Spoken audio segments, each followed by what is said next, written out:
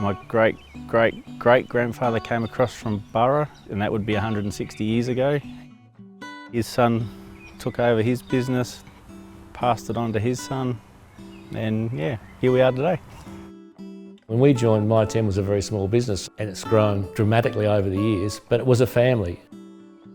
I'm really proud of our store and our staff. Proud to be a sixth generation family store owner. I definitely looked up to my dad. I still do, yeah, it means a lot to me. There is a responsibility to get behind the community and help out. We back all those boarding clubs, we back the schools. We've always involved ourselves with the people. We're always in the store, we're there to talk to them.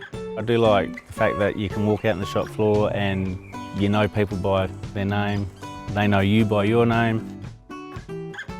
I was getting close to the stage of thinking of retirement, and I said to Rosalind, we're going to have to find someone to come in the office.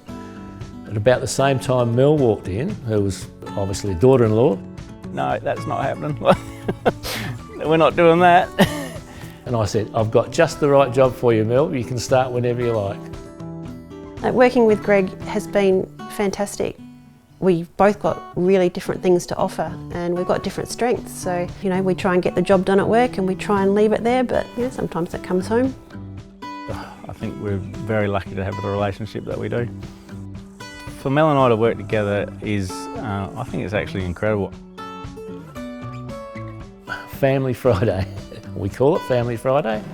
Fridays are special for me because Dad comes in and helps, and he's been retired for a while now, but he still likes to come and help us put stock out. Quite often our kids are home, so they come down the shop and help. Yeah, we all get together as family and have a good day. To go 7 generations, it'd be amazing. You know, we're going to be 160. Imagine if we went to 200.